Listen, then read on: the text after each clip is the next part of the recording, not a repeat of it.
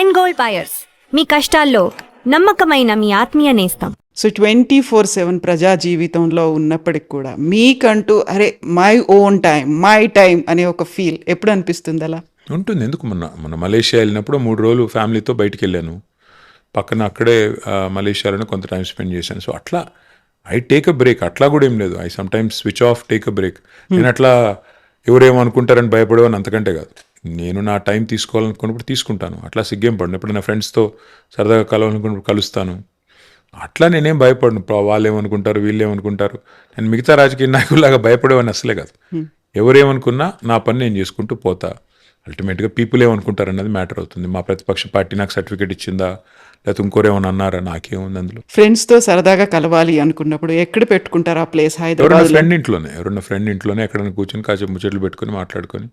చిన్నప్పుడు నా వైఫ్ కూడా అంటూ ఉంటుంది, ఎంతసేపు అవే పాత జోకులు వేసుకుంటారు మీరు అంటుంది. మరి ఇంకేం చేయాలి, కొత్త జోకులు లేవు.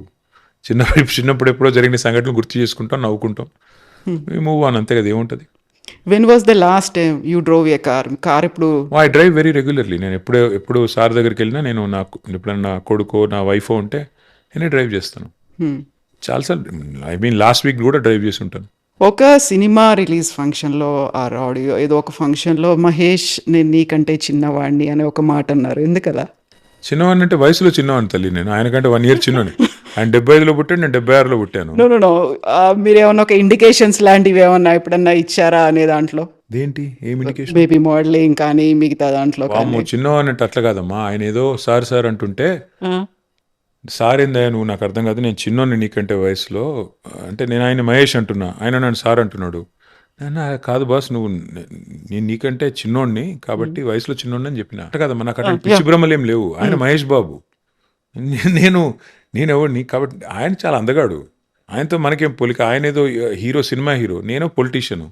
నాకు ఆయనకి పోలికలేంటి? ఆయన ఏదో పాపం గ్లామర్ కాపాడుకుని చాలా కష్టపడి ఆ స్థాయికి వచ్చాడు. ఆయనతో మనకేం పోలికలు, ఆయనతో నేనెట్ట పోల్చుకుంటా. సో మీరు ఎప్పుడైనా ఒక ఫారిన్ కంట్రీకి వెళ్ళారు, అక్కడ నుంచి మంచి ఒక కూల్ పిక్చర్ ఏదైనా పోస్ట్ చేశారనుకోండి, ఇమ్మీడియట్గా you will get few comments అనేవి వస్తుంటాయి, కాంప్లిమెంట్స్ ఇవన్నీ వస్తూ ఉంటాయి. బూతులు కూడా తిడతారు, దానిలో ఏం లేదు.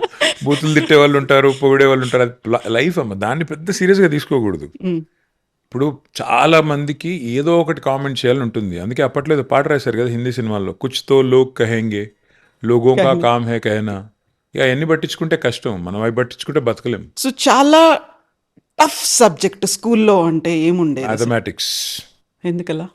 అది నాకు అర్థం కాదు. నాకు ఆ పుస్తకం చూస్తే నెంబర్లు జంప్ అవుతూ ఉంటాయి. అంటే డిస్లెక్సియా అని లేదు, బట్ అది అర్థమయ్యేది కాదు. ఏంది ఇది, ఎవడు కనిపెట్టాడు, ఎందుకు పెట్టారు, ఈ పరీక్ష ఏంటి, ఆ టైప్లో నాకు పిచ్చ కోపం ఉండేది మ్యాథమెటిక్స్ అంటే. ఒక్కసారి మా అమ్మకి చెప్పిన, నేను ఇంకా చదవను, ఈరోజు ఎగ్జామ్ పోనంటే బతిలాడి పంపించింది. So I hated mathematics, I still hate. అది స్కూల్ డేస్లో అయి ఉంటుంది, అంతేనా? అంతే.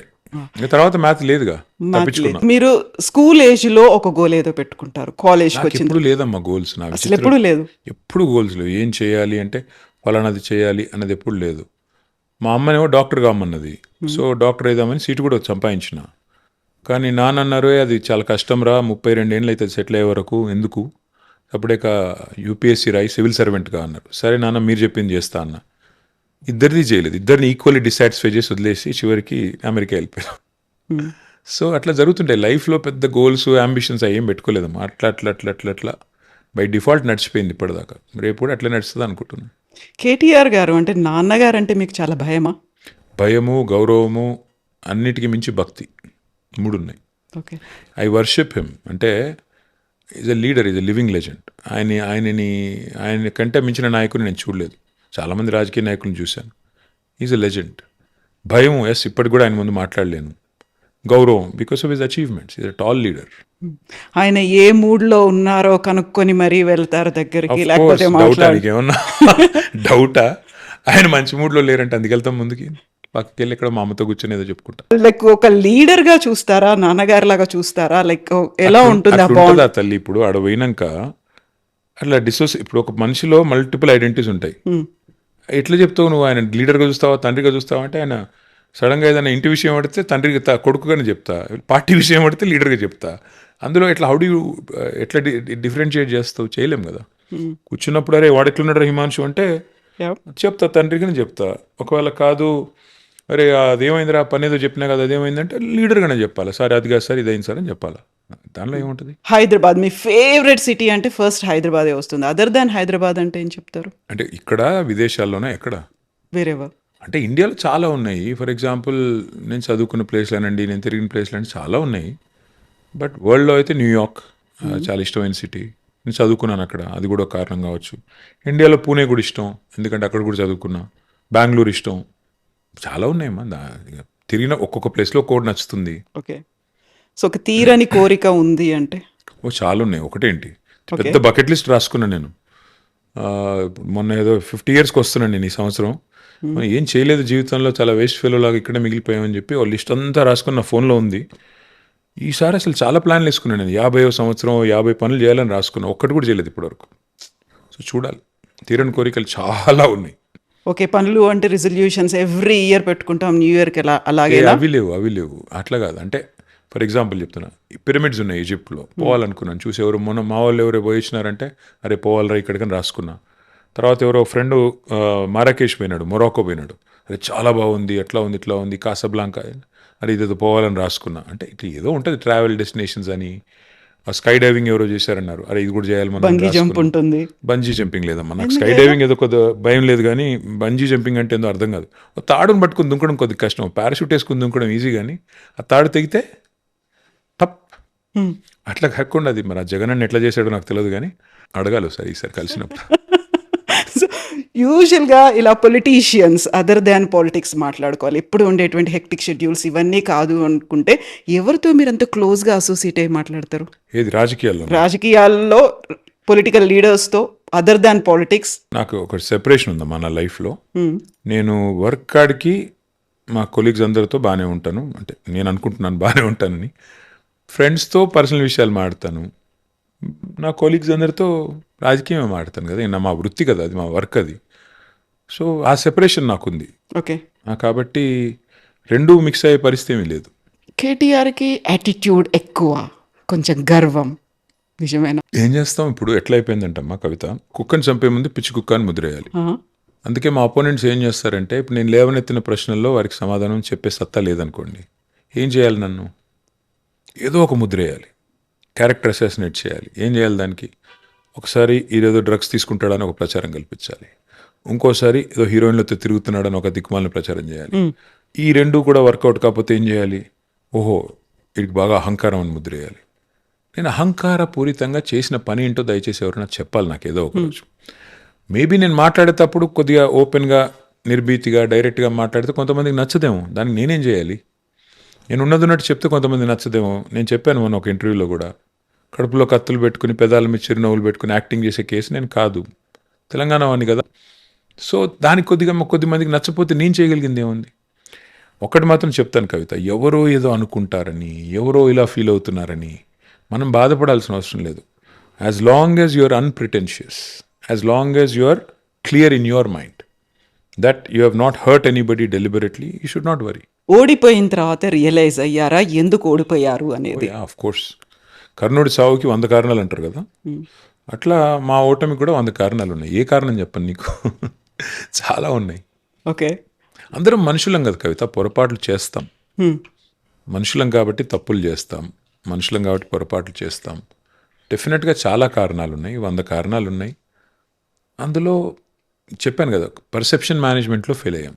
ఇప్పుడు 160,000 ఉద్యోగాలు, ప్రభుత్వ ఉద్యోగాలు కల్పించాం, highest in the country for any government in 10 years. కానీ చెప్పుకోలేకపోయాం. పిల్లలు మాకు ఉద్యోగాలు రాలేదంటే మేము we could not answer properly, we could not satisfy them properly. So అట్లా ఒక్కో సెక్షన్కి ఒక్కొక్కటి ఉంది. హైయెస్ట్ జీతాలు ఇచ్చాం ఉద్యోగులకు దేశంలోనే, 73% ఫిట్మెంట్. కానీ మాకు 1వ తారీఖు జీతాలు రాలేదంటే సరిగ్గా చెప్పలేకపోయాం వాళ్ళకి సాటిస్ఫాక్టరీగా. కోవిడ్ వచ్చింది, ఫిజికల్ డిసిప్లిన్ తప్పింది, ఎక్స్ప్లెయిన్ చేయలేకపోయాం. ఇంతకంటే దేశంలో ఎవరు చేయలేదు అని చెప్పలేకపోయాం, చేసుకున్నది కూడా చెప్పలేకపోయాము. పర్సెప్షన్ మేనేజ్మెంట్లో విఫలమయ్యాం. కానీ రిగ్రెట్ ఏం లేదమ్మా, ఓడిపోయాము అన్న బాధ ఏం లేదు. ఎందుకంటే గాడిదని చూస్తేనే గుర్రం విలువ తెలుస్తుంది, బాధ ఏం లేదు. సో సినిమాలకి సంబంధించి ఇంతకుముందు మీరు పోస్ట్ చేసేవాళ్ళు, ఒక సిరీస్ గురించి, ఒక సినిమా గురించి. ఇప్పుడు మానేశాను, ఎందుకంటే దిక్కుమాల లింకప్లు పెడుతున్నారు. సినిమా గురించి ఏమైనా పెడితే ఏ దరిద్రం మళ్ళీ అంటగడతారో, నాకెందుకు ఈ చండాలం అని వదిలేశాను. అంటే మరీ కొన్ని విషయాల్లో ఎలా తయారయ్యారంటే మా అపోనెంట్స్, సరుకు లేదు, సబ్జెక్టు లేదు, అదే బబ్రాజమానం భజగోవిందం అని డబ్బాలో వేసి గులకరాలు ఊపినట్టు వాళ్ళకి మాట్లాడడం తప్ప ఒక సబ్జెక్ట్ మాట్లాడే తెలియదు, ఒక పని చేసే తెలివి లేదు. దాంతో ఏం చేస్తున్నారు, అడ్డమైనవన్నీ ఎత్తుకొని పనికి మాలినవన్నీ మాట్లాడి మమ్మల్ని బిలిటిల్ చేసే ప్రయత్నం చేస్తున్నారు. ఎందుకు స్కోప్ ఇవ్వాలి? సినిమాలు అప్పుడప్పుడు చూస్తానంటే చూస్తాను, ఇప్పుడు ఇంక ట్వీట్ చేయడం మానేశాను. సినిమా ఫంక్షన్లకు పిలిస్తే కూడా పోవట్లేదు నేను. ఎందుకు ఈ దరిద్రం అంతా నాకెందుకు, మళ్ళీ అంటగడతారు, చండాలం వద్దు అని డిసైడ్ చేసుకో. ఈ మధ్యలో వచ్చినటువంటి జెన్జీ మూవ్మెంట్ గురించి వాళ్ళు కరెక్ట్ పాత్రలోనే వెళ్తున్నారా అంటే? డెఫినెట్గా దేశంలో ప్రపంచంలో యువత ఆస్పిరేషన్ మనం అర్థం చేసుకున్నంత కాలం, యువత మారుతున్న కాలానికి అనుగుణంగా పాలకులు, ప్రభుత్వాలు, పార్టీలు మారినంత కాలం వాళ్ళు డిస్సాటిస్ఫైడ్ ఉంటారు. డెఫినెట్గా ఆ డిస్సాటిస్ఫాక్షన్ ఇస్ అబ్సల్యూట్లీ జస్టిఫైడ్ నన్ను అడిగితే. ప్రాపర్గా అనుకున్న డైరెక్షన్లోనే వెళ్తున్నారా, లేకుంటే వాళ్ళ వెనకాల ఒక మోటివ్ ఏదో ఉంది? డైరెక్షన్ ఇచ్చేవాళ్ళు ఎవరు లేరమ్మా. ఫర్ ఎగ్జాంపుల్ వాళ్ళు కోరుకుంటుంది, ఇప్పుడు మనం విదేశాలు తిరిగి లేదా ఇంకో చోటుకి వెళ్ళి తిరిగి వస్తే మన దేశం ఇట్లా ఎందుకుంది అనే బాధ కలుగుతుంది. అంటే వేరే దేశాలు ఎక్కడికో వెళ్ళిపోతున్నాయి, మనం ఇట్లాగే ఎందుకున్నాం అన్నప్పుడు సహజంగా అసంతృప్తి వస్తుంది కదా. మన పాలకులు ఎక్కడో మమ్మల్ని లెట్ డౌన్ చేశారు ఫీలింగ్ వస్తుంది కదా. వచ్చినప్పుడు they are expressing in different forms. తప్పేముంది అందులో? సో డిస్ట్రక్టివ్గా వెళ్తున్నారా, వాళ్ళు కన్స్ట్రక్టివ్గా ఉన్నారా? డిస్ట్రక్టివ్గా వెళ్తే ఈ దేశంలో చాలా రాజకీయ నాయకులు మిగలరు. ఒకవేళ యువతరం కనుక తమ చేతుల్లోకి ఆ రకమైన డిస్ట్రక్టివ్ మెంటాలిటీ తీసుకుంటే, in fact they are very lenient. Our people are very kind.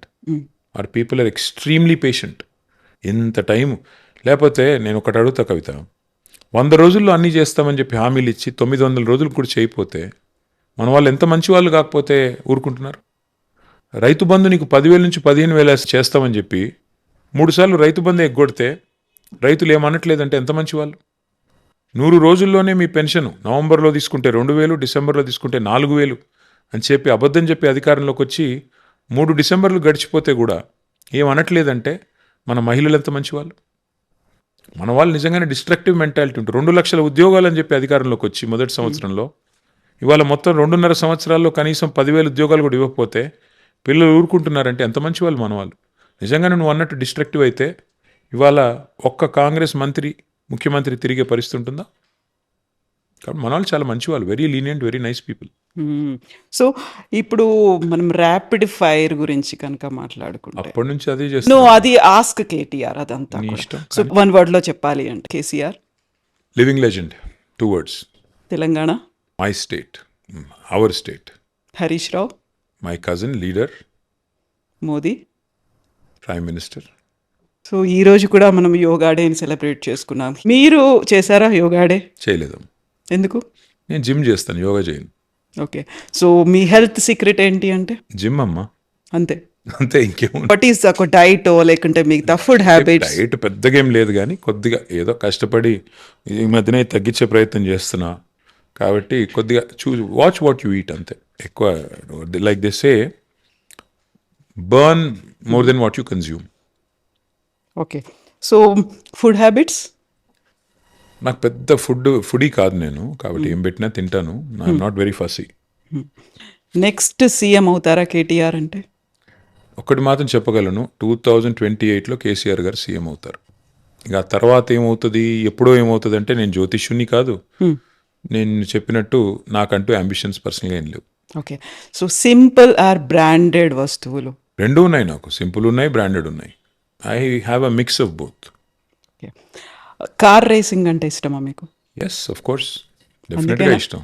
Formula ఈ కార్ రేస్ వచ్చింది మన దగ్గరికి, అదొక కారణం. బట్ అదర్వైజ్ కూడా ప్రపంచ పటంలో హైదరాబాద్ని పెట్టాలి, తెలంగాణను పెట్టాలి, నా రాష్ట్రాన్ని నేను గర్వంగా భారతదేశంలో ముందు పెట్టాలి, తర్వాత ప్రపంచ పటంలో పెట్టాలి. అది అంబిషన్. దాని తప్ప నా వ్యక్తిగతమైన ఇష్టాలు చాలా ఉన్నాయి, అవన్నీ నేను తీసుకొచ్చి ప్రజల మీద ఎందుకు రుద్దుతాను. కానీ ఎలక్ట్రిక్ వాహనాలు అల్టిమేట్గా ఫ్యూచర్.